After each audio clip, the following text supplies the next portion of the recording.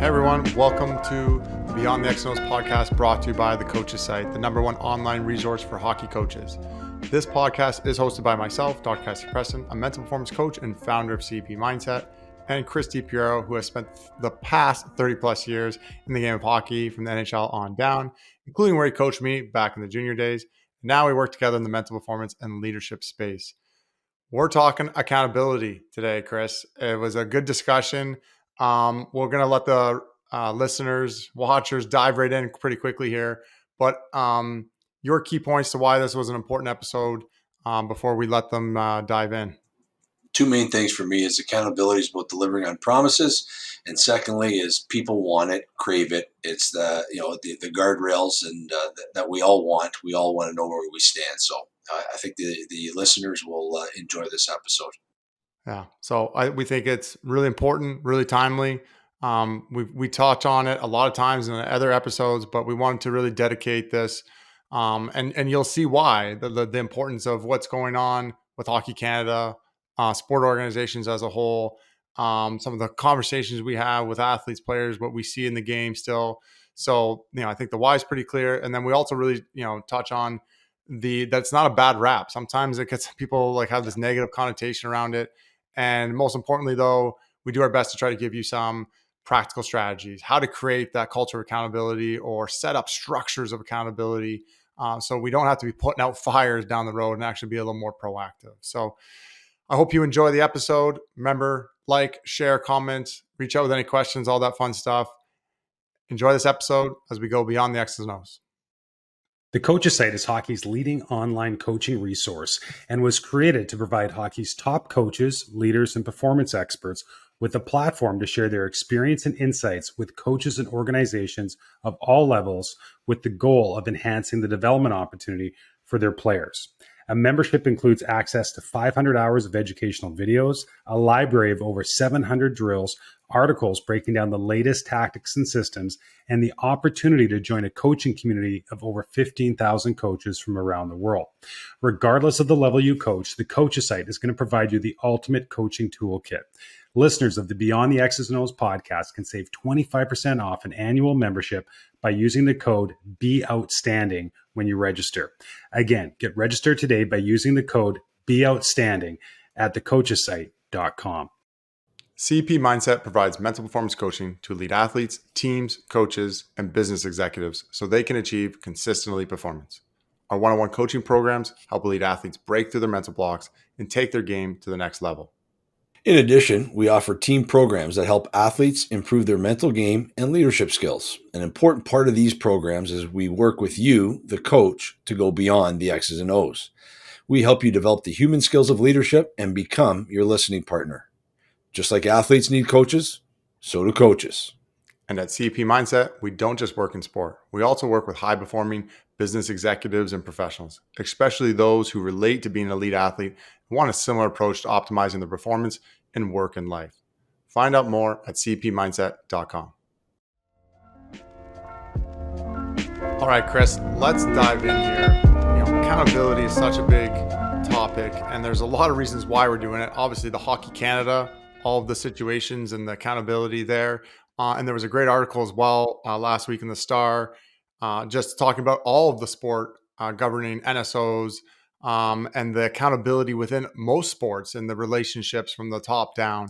And, in the other, unique lens that I see, you're seeing, with the athletes we work with, like I'm sometimes taking a 17-year-old and an 18-year-old and helping them to have the relationship and to be the mature one, sometimes going to their junior coach for accountability and have those open lines of communication. So there's an important, I think, big step here for sport. If we are starting to look beyond the X's and O's and we're looking at the human skills and the times are changing, the standards are changing, but is there the structure and accountability for it? And so I think it's important for us to address that and talk about it, because without it, it doesn't matter people's standards or change if there's no structure and the accountability to make it happen. So lots we're going to get into today, but what's your take? Where do you want to take this first? Yeah, you know what? I'm glad that we're tackling this. And in essence, Cass, accountability provides guardrails for everybody.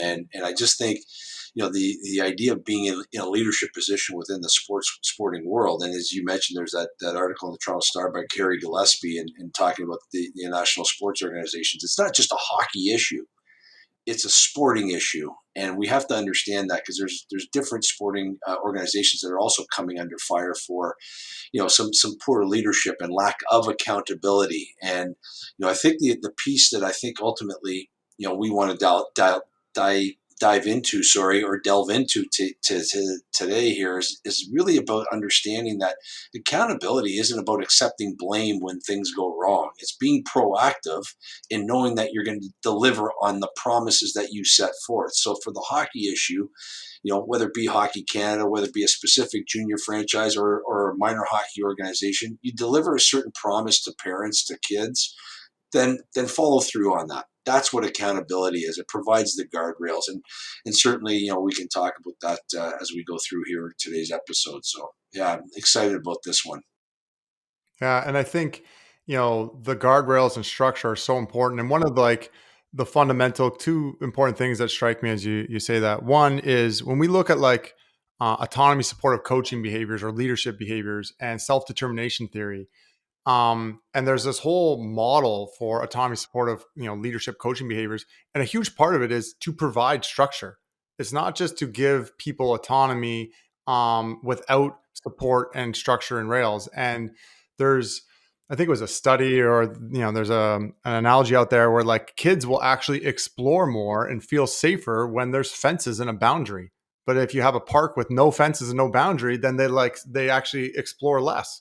And so people want those boundaries, those guardrails. It gives structure. It doesn't mean that they have to be super tight and depending, but there needs to be those levels of structure and accountability. And I think the thing that really struck me, and we were planning to do this, and the article came out anyways, and that article, what it highlighted is like the government is funding, and this is my interpretation, I think it's right, but it's funding the national sporting organizations, but then there's no governance of how they spend and there's no accountability from the government down. So then it's like they're self-governed now.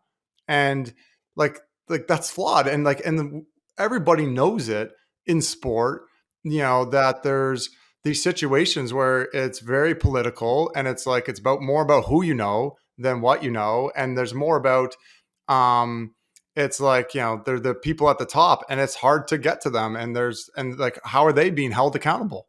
And it's like literally the government funding them is not holding them accountable. And so I don't know if that's the right interpretation, but I think it's such, again, a unique, there's many different facets to unfold around accountability and structure, but those are some of the big ones that, why we wanted to dive into this. And then we'll dive a bit more into, what it is and tackling more like what you said, the proactive stuff. But was there anything else you want to tackle there before we keep going a little deeper? Yeah, I think with what you're saying there, I think the biggest thing too is that there's no oversight really of these NSOs, or the government has provided no oversight in terms of where their money's being spent, or within let's say Hockey Canada, there was no oversight in terms of how that leadership is basically ruling or governing the organization itself. And I think that's the biggest piece too in terms of, so accountability for me from an organizational perspective starts with an individual though. And so when the people Mm-hmm. that are put in charge, what is the kind of the mechanisms that put in place to be able to hire or put people in power positions or leadership positions within these NSOs or within a governing sports body? And within that kind of context is how are they then being judged? What are the metrics that they are being assessed by? And I think that's where accountability comes in. And to what you just said earlier, in terms of the research that indicates that, like, you go into any even corporation, any business, and any kind of large organization, individuals want and they want and crave that those metrics. They want to know how they're doing in the job. And it's when people operate with impunity or kind of operate without any kind of guardrail, then that's where you kind of get all these improprieties. And I think that's the challenge that we face with these sports organizations. And I think accountability itself isn't just about coaches yelling at players and to make sure they're back checking. It works the other way as well, and the organization's on down. So a lot of good Yeah. things to talk about for sure. Yeah, and And I think it's good. Like we're not just talking huge high level, but it's even just as a coach of a team and how you hold your players accountable, and as a coach, how are you held accountable within an organization? And that, I think I've said this numerous times. One of the first things I learned, I was like, there's no one really holding me accountable. I'm constantly overseeing and giving feedback and judging and working with the players to guide them. But who is responsible for me? And that's when then I start. Not you weren't inherently responsible. You became one of my mentors through my coaching career to as a form of feedback and tool. And I did a lot of self reflection and accountability because I didn't have any of that. There was no real governance over me as a head coach in the youth sporting setting. But I think the other thing that you indicated there is it's what is accountability and what we're talking about. It's that clear expectations and this proactive aspect that people actually crave and want. And so versus and looking at it where it often gets this bad rap of accountability means putting out fires and reactive and like coming down hard on people. It's actually when done well, it's like the expectation has been made clear. If they didn't make it, the consequences, if needed, are already made clear as well. And then it's like we're just following through on what we agreed to. And so that's what true effective accountability is all about.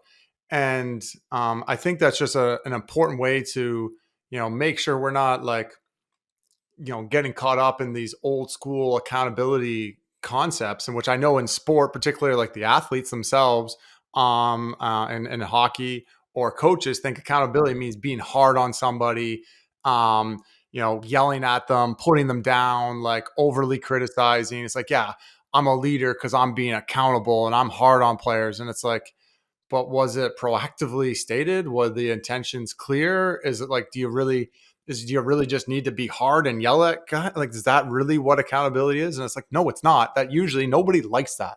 Right. And it's funny. I see this all the time.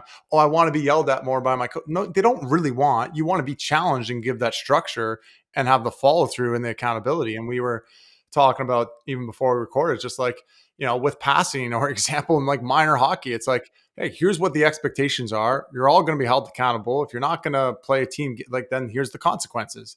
It's like they want that. It gives them structure and whatever else is, but it's the same at the highest levels. As a coach, here's what is expected of you. As a sport organization, here's what's expected of you and how you operate. And then did you follow through on what we made as clear expectations? And where are those conversations and at the highest levels all the way through? So, that's one point. We'll dive in a little more here, but anything else you want to say Yeah, in terms of this I area? think that's the thing. I think the biggest piece you touched upon there, I think a lot of coaches, whether experienced or not, they feel that accountability or holding players accountable is about the yelling, the barking, and that kind of stuff. Mm. And it could be from no fault of their own. I can share, my experiences with being, a coach at the pro, university, junior, major, junior levels that, the very best players want and crave that accountability, as you suggested earlier, both from their teammates and from their coaches. And just as Mm. long for me, as long as it's done in a constructive and honest manner, if it's done in that manner, it reveals to the athlete that you as a coach care. You care about their performance, you care about their behavior within the team, or the teammates care. And I just think the best teams, especially with older ages like U16 and up or U15 and up, is when the players can hold each other accountable, to each other, but to the standards of the team, the expectations of the team. As you said earlier, if they're made clear and everybody's communicated to that these are the standards, these are the expectations, this is how we do things here, then holding Mm. somebody accountable to those is really, if it's done in a constructive, truthful manner, then that's out of care. And you don't need to Yeah. yell. You don't need to yell. You don't need to bark. You can enforce things in a forceful Mhm. manner. You can communicate in a forceful manner, but it doesn't necessarily have to be demeaning. And I think that's the idea, is that, once you create something like that kind of a culture where the Yeah. accountability happens within and it's about standards and expectations, then I think you're off to the races with your culture.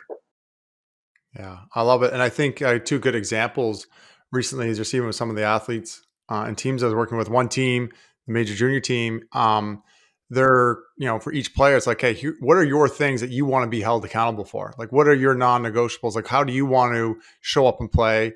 and then and then they're showing that and doing that with the whole team, and everybody's going to go through it. It's like, so then the clarity, because it's not just has to be your coach holding you accountable, reminding you of your standards and how you want to operate, but your teammates.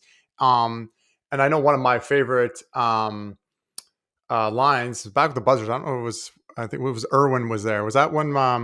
Was that our year together? I forget Yep. actually now. Yep. It Yeah. was. So with Irwin, I would play with Irwin and Goldie the whole year. Like we would have line meetings and we were holding each other accountable all the time. This is how we wanted to operate, and that was one of my we were obviously a successful team and everything, but it was the culture.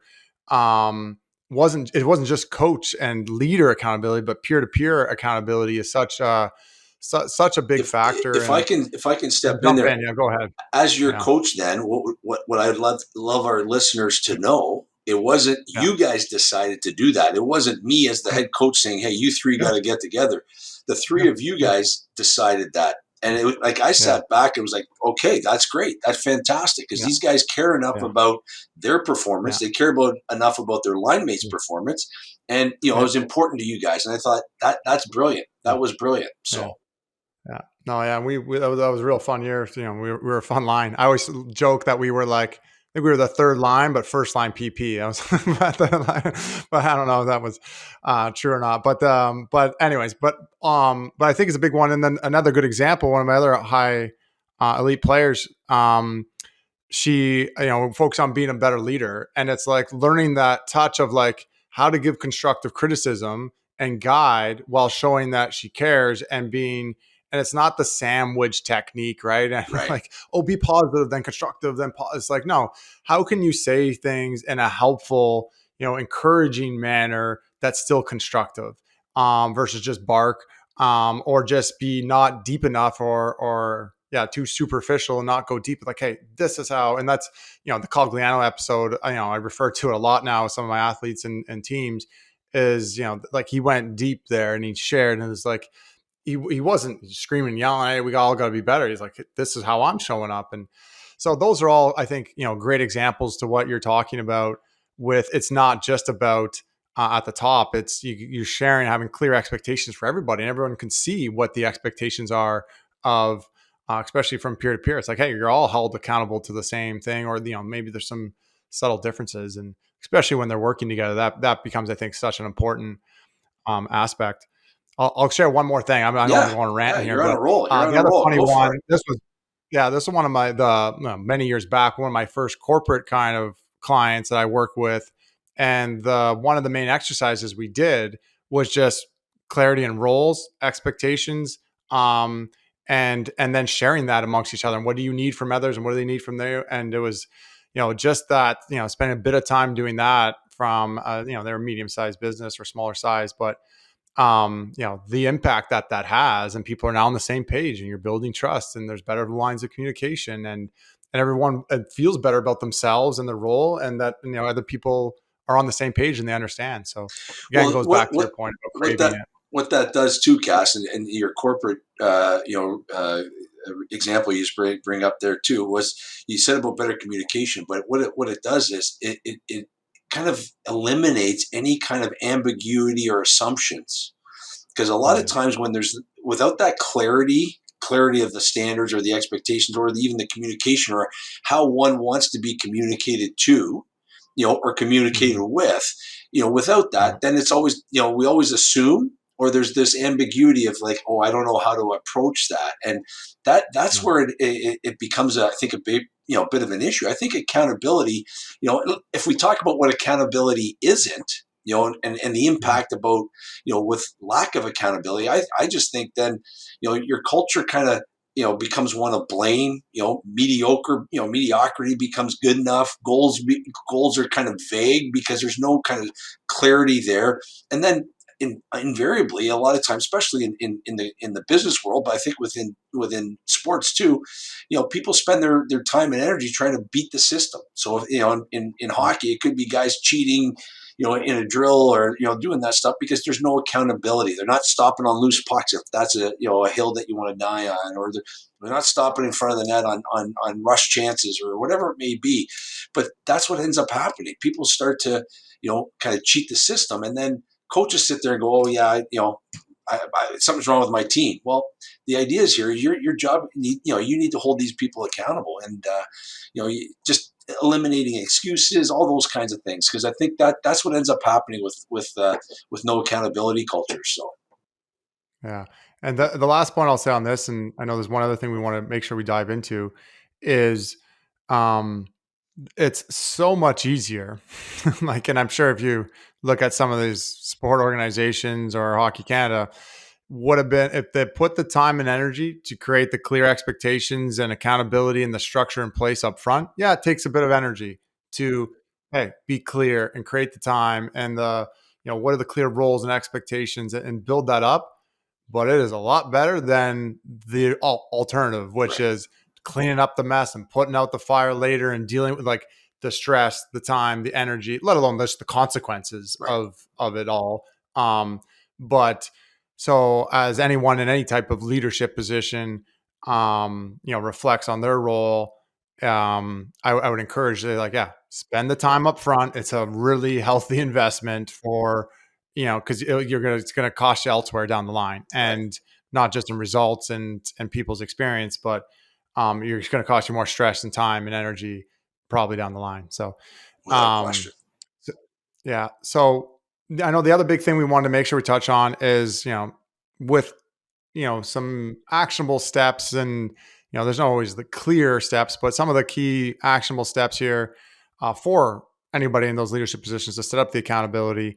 I think the thing that I know we want to talk about is definitely leaders have to set accountability. It goes from the top down. Right. And Right. so it depends who's listening and but it's in terms of taking the action. But I think the idea of, even if you're a coach and you're not the head of an organization, or if you're the organization, you're not the head of, the governing sport body or whatever, you could still start setting the governance within where you Yeah. are, and the accountability first for yourself. I do this like within, our business and CP mindset. It was just like, I've got people and everyone's got roles and expectations, but like, I'm like, I can't give anybody roles and expectations if I don't know what mine are first, Right. because then I'm just a hypocrite. And I got to, obviously I want to govern and manage myself first. And I have mentors, and I, talk to you, talk to some of our other coaches, and help govern me in that way too. So it's a bit of a board that way. We're a small business, but relatively speaking, we don't have hundreds of people, but still, I think wherever you are in a leadership position, it's, you can start taking some of these actions, even if you're not, the head of the national governing body. I think these things matter, and how are you setting up the accountabilities and structures within, with the people or the teams you lead. So we'll dive a bit more into it, but anything on that you want to touch on before I keep going a little deeper here? Yeah, like anything. I mean, you talk about the leadership. It's leading from where you are, and part of leading from where you are is being, is your personal leadership. And there's no accountability like personal accountability, which means you need to have discipline, and there's no discipline like self-discipline. So it really is being able to take care of what you need to do in front of you. And if we're talking personal accountability, it's delivering on the promises, delivering on the responsibilities you have in that position that you have, and not shirking those responsibilities, or giving it up to something else, or blaming, or making excuses for it. And that's the idea here. And that's ultimately what you're speaking about. Is about personal leadership and leading from where you are in, within wherever you are in the organization. If everybody can kind of do those kinds of things, then again, you have a pretty good culture. Yeah, no, for sure. And I know one of the big ones too, and we'll go back to like focus on coaches, particularly right now, um, not delegating, holding people accountable, and like, oh yeah, it's your responsibility. It's like, oh no, I don't want to deal with that Right. tough conversation, or set it up. I'm just going to put it on somebody else. Or, we've heard of like, handing off and making somebody else, when you scratch somebody, it's like, you don't have the forefront to go and talk to the person and address it.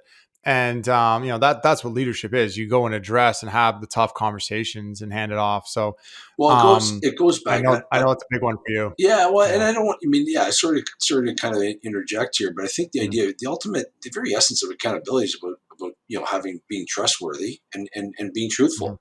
And the idea with that is like for a leader to have an impact on his or her team, organization, or whatever, they must take ownership of the culture and the group, and that's Mhm. that's the bottom line. And once a leader accepts that role of being a leader, then it's his or her responsibility to take that ownership for the group and the culture, and then set the tone. And I think out of that, you need to come at it with trustworthiness and honesty, and then the people that are in your charge, ultimately will, I think that's when you get the word respect, you get the word trust. They'll, and you hear, hey, that, these players will go to the wall for that coach. Well, because there's honesty, there's trustworthiness, there's Mhm. just this culture of ownership, that there's humility maybe in the leader, which Mhm. if a leader displays humility, I'm going to guarantee you that that leader has some, personal accountability, Mhm. because they're not afraid Yeah. to say, hey, you know what, I messed up. And those are the Yeah. things that I think we need to have a little bit more, especially in the game of hockey. And Yeah. we're kind of slow adopters to that concept.